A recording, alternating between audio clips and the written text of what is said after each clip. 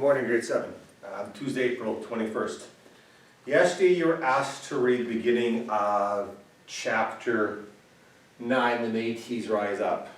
Talking about the Red River Resistance, what that was, what led to it. Hope you understood that the Métis, children of European and First Nation, usually European men in the fur trade, First Nation women, they're the children of. They've been living in this land for generations. But now that Canada has joined together to make its own country and break away, separate from Britain, it needs more land.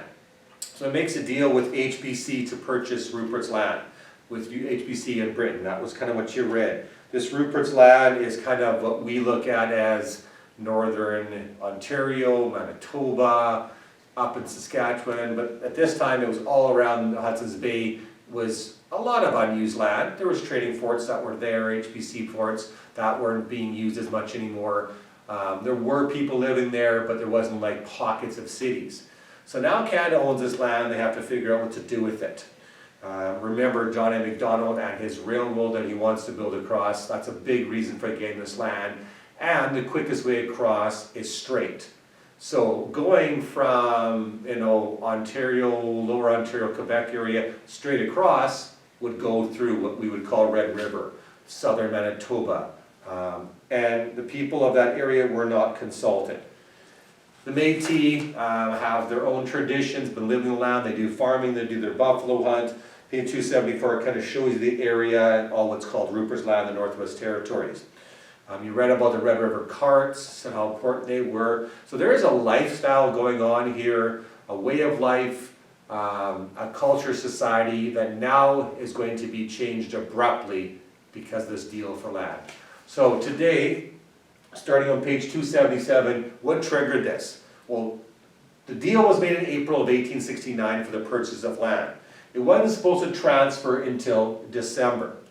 But in between, Canada started sending surveyors to the land to parcel it off for the railroad, for a different place to live. Surveyors just started showing up on the land, walking on people's land, and not even asking anybody, not consulting them. They weren't consulted in the Confederation deal, they were not being consulted. Now, Canada's kind of once again left out the Indigenous people of the land. They didn't consult them if they wanted to join, what their thoughts were, Confederation.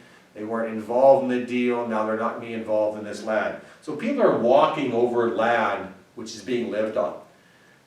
Imagine if you're that person and you've been living this land for generations, now someone's walking, they're parsing it off to be given away, to sold. They're not even asking you. How would you feel?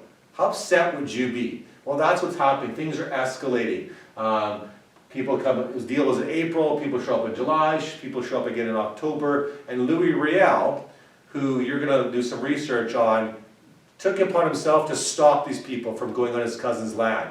He's not allowing them to cross. Well, that didn't sit well with the Canadian government. William McDougall, he was one that, he's an official Canadian government person that tried to enter the land, and he is not being allowed to do it either.